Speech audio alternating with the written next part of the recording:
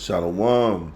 First off, I'd like to give all the praise and all the glory to Yahweh, Bahashem, Yahweh Shah, Bahashem, Rakakadash. Double honors to the apostles and the elders of Great Millstone. Peace, love, and salutation to the hopeful elect around the four corners of the earth that are making their calling and election sure. This your brother Yanakar coming back at you again in the spirit with another lesson.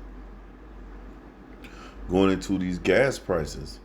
All right, these gas prices are about to start going back up. As you can see on the article, all right, they are talking about these gas prices. Gas prices are starting to take off again. More increases are on the way. You see? So more increases are on the way because we've been seeing these gas prices real low here in Georgia.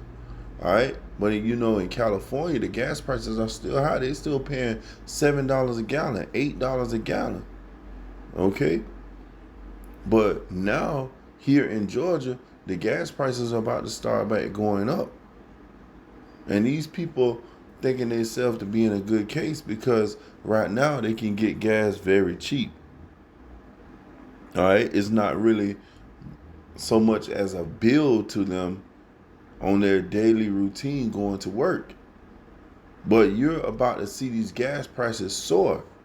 Just like before, people was crying about gas. They was asking for gas cards. They was going to their companies and asking them to help them with gas to get to work. People was going in saying that they was going to start taking buses, carpooling. And these things are coming back around. All right? I'm going to get a precept. 1 Thessalonians 5:3. For when they shall say peace and safety, then sudden destruction cometh upon them, as travail upon a woman with child, and they shall not escape. And these people thought that they were safe. They thought they themselves to be in a good case. But now you're seeing these gas prices soaring back up again. Now you're seeing these people in an uproar again. And that's part of prophecy. Because the prophets say there should be uproars of the people. And these people are in an uproar about these gas prices because they can't do their everyday duties, their everyday necessities that they have to go out and get and here in the world and go to work. They can't do those things because now they're starting to see that, this place is starting to get bad. This place is starting to get very, very difficult to get their normal comforts. All right, so these people are starting to see that this American system is crumbling. This American system is falling. All right, it's Tuesday, and you know what that means. Turkey tacos! All made with Jetio turkey. It's actually Monday. I declare today Tuesday. I know you said you expect U.S. gas prices could rise 15 to even 30 cents higher than they would have without these cuts. How soon should we anticipate seeing that at the pump? Well, while the decision was made yesterday, it's been rumored for about the last week or so, and as a result, oil prices had already been going up on that. This was expected, and so now oil prices today about $11 a barrel higher than where they were a week ago. So really, looking at the fact that oil has already made this jump, gas prices in some areas have already started to creep up as a result of this. So already there in some respects. The concern, of course, is what to come. The Wall Street Journal this morning reporting the Biden administration is preparing to scale back sanctions on Venezuela so that Chevron could resume pumping oil there. This would potentially reopen U.S. and European markets to oil exports from Venezuela. I know you saw that. I saw your response on Twitter this morning was one word. You said, wow. What could that mean? Well, it's certainly a surprise move. Now, keep in mind the Biden administration has options or has been looking at options from countries like Iran and now this with Venezuela. At the same time, potentially overlooking U.S. domestic production. Now, he's going to be sitting down with executives, or the Department of Energy will be. Certainly, I think there's a lot more that can be done here in the U.S. before we turn to abroad, especially with a country like Venezuela. Certainly a lot of strings attached with that. Oppression in Venezuela, and we're turning to a country. Very surprising move, but certainly one of desperation as oil prices now drifting higher ahead of the midterm elections. You say there are several things that can be done in the U.S. to raise domestic production. Specifically, give us a sense.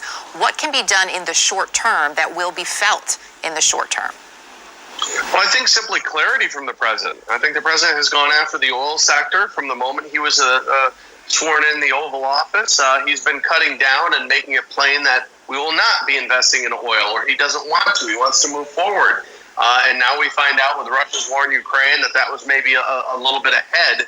And now I think he should give oil companies clarity. There's been a lot of talk about windfall taxes, none of which gives really oil companies the clarity to invest billions of dollars on raising production. So I think the president, through his narrative, has given oil companies cold feet on wanting to increase production.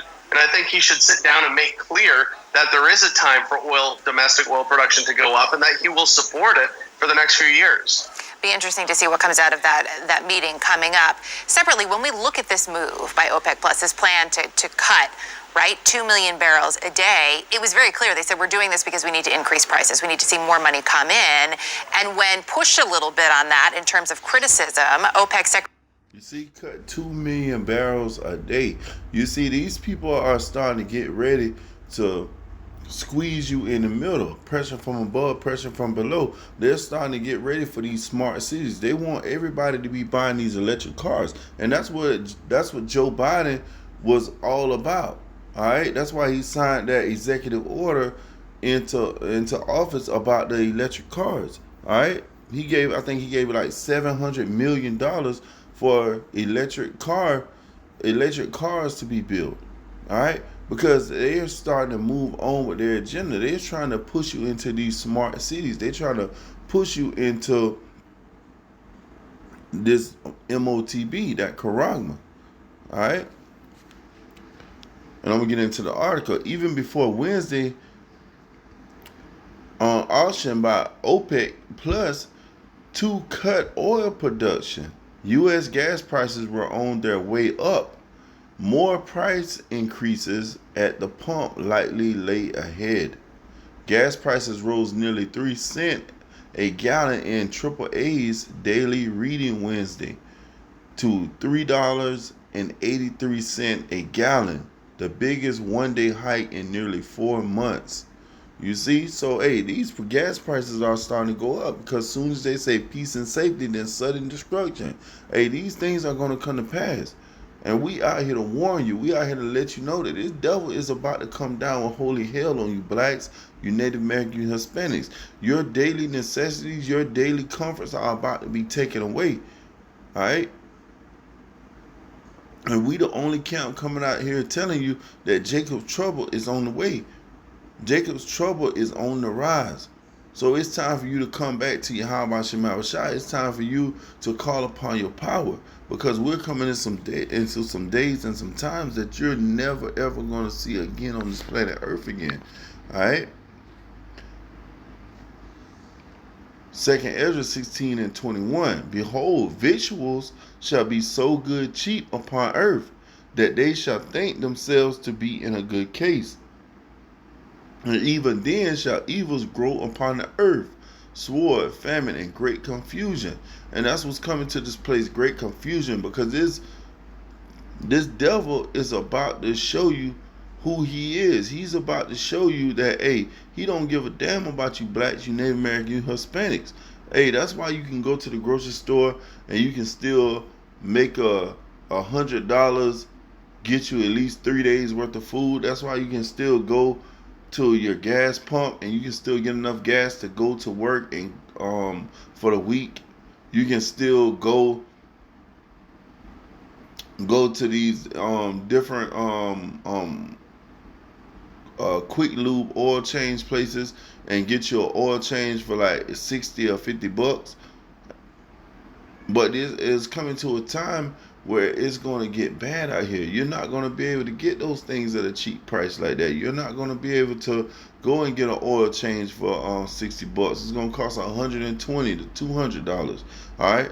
When I was coming up, the oil change was like 20 bucks. But now it's 67 because they have to use synthetic oil. All right. Now the gas prices are going up. You was paying $1.99 for gas. Now you paying $3, $4, $5. California $7 to $8. All right. These things are about to skyrocket. Because first is inflation, then comes hyperinflation. Because they, at the end of the day, they're trying to crash this dollar. They're trying to bring in that new digital currency, and that's gonna usher in that MOTB, that charagma. That's what the whole thing is coming to. And this devil is setting up his chessboard. But he don't know that Yahweh Shema Shai is the master chess player. So his whole plan, his whole idea is going to come to naught. But 2/3 of our people, they're going to fall into that trap. All right? They're going to catch hell out here.